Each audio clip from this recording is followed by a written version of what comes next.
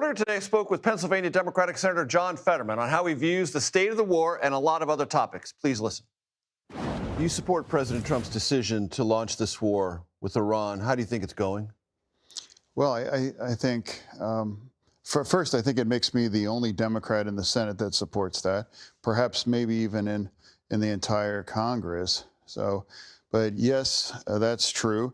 And I think overall, what's accomplished is remarkable.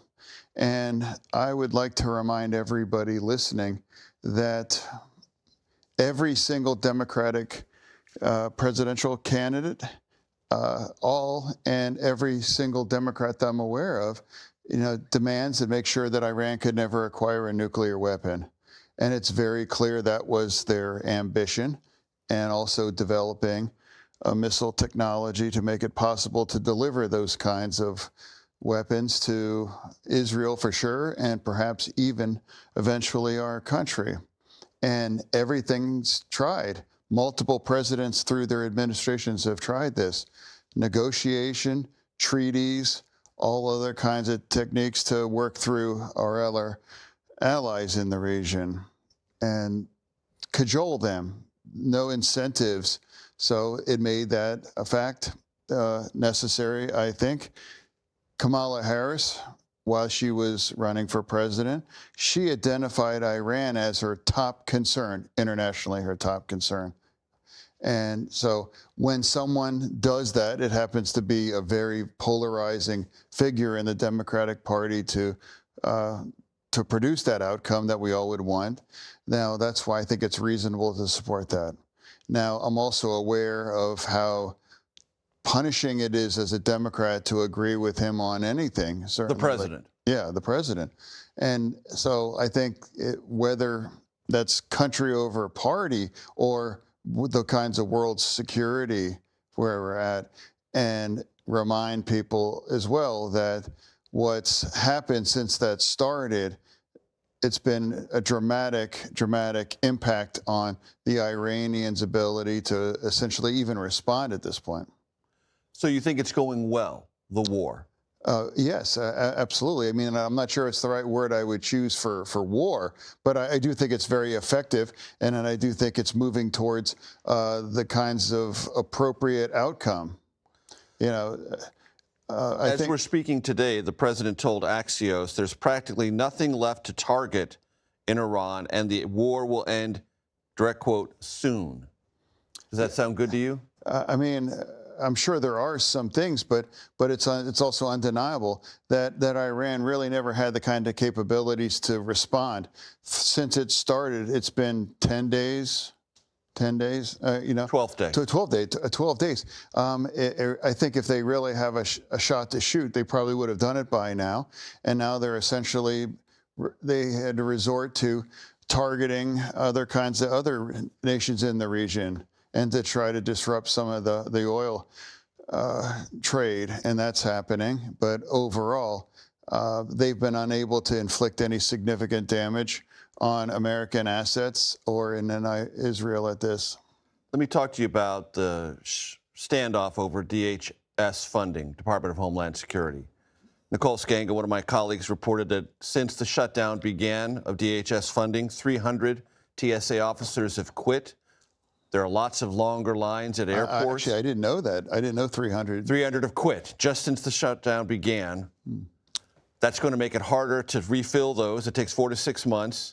Long lines are getting longer. How does this end? Yeah, well, I travel and I fly through the airport virtually every week of the year.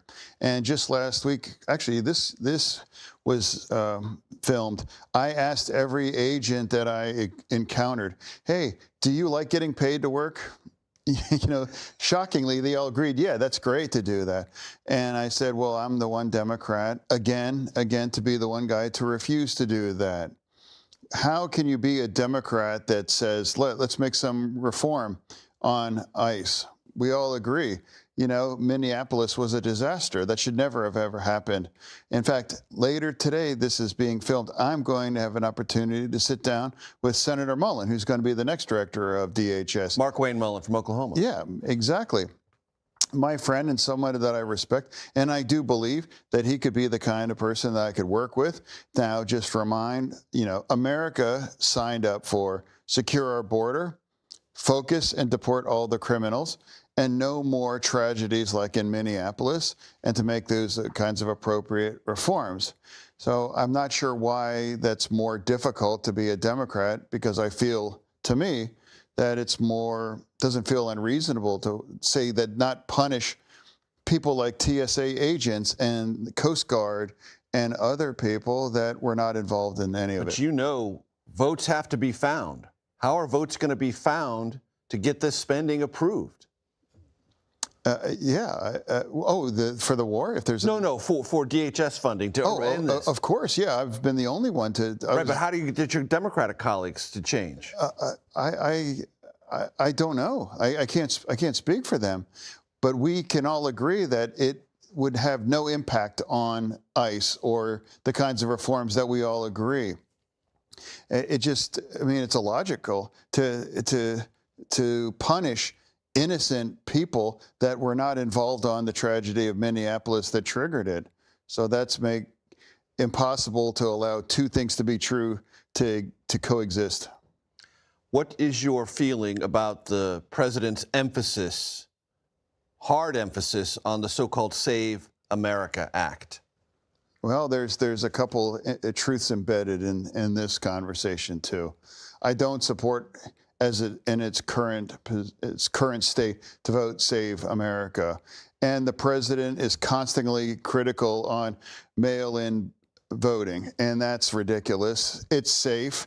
Some of the best examples in the country are from red states like Ohio and Florida, of course.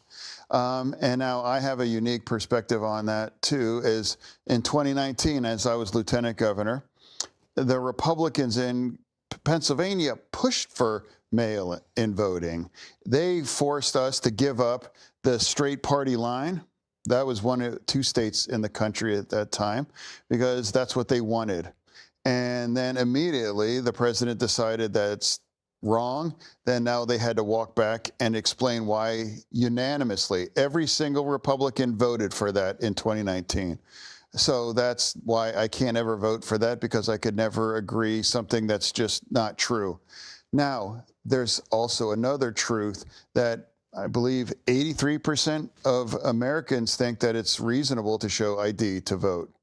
And many, many states already do those things. Exactly.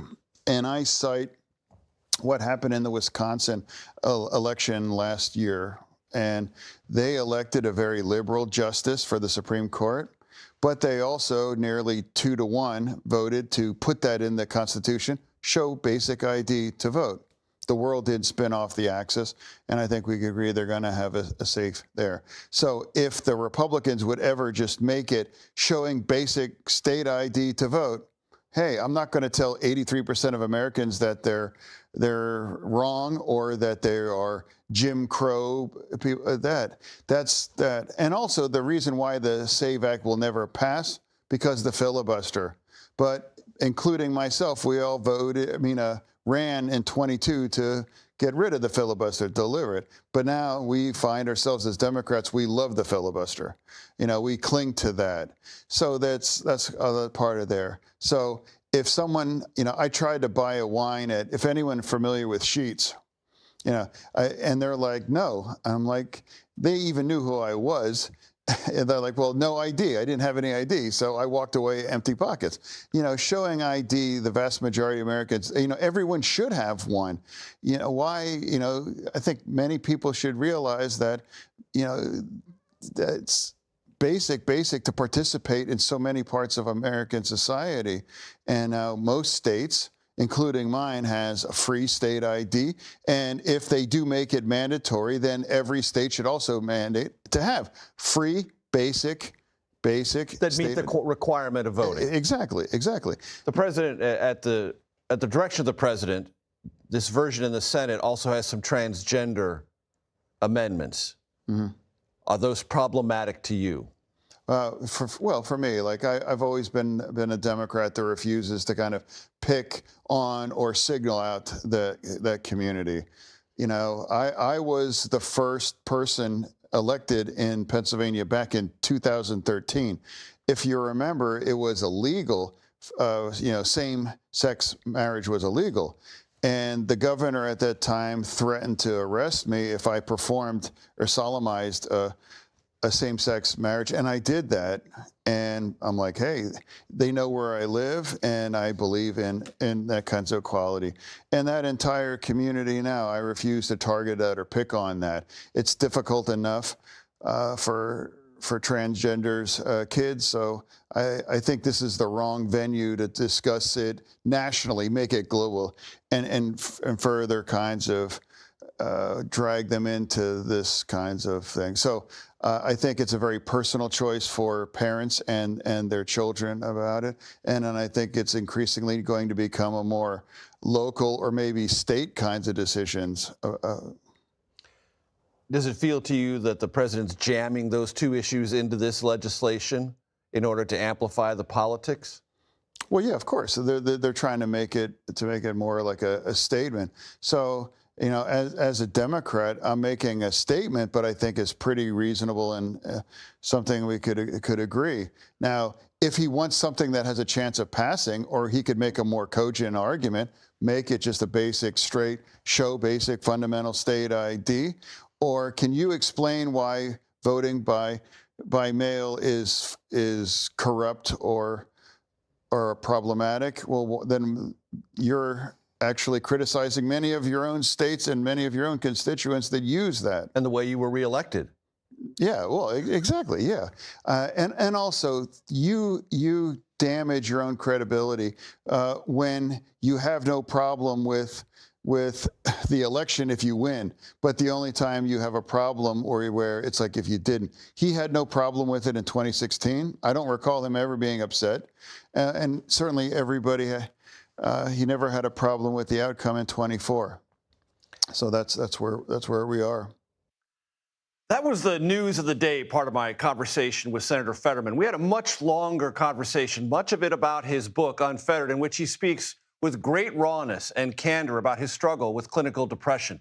For that interview, you can catch it on YouTube or your favorite podcast platform, and I recommend it to you highly.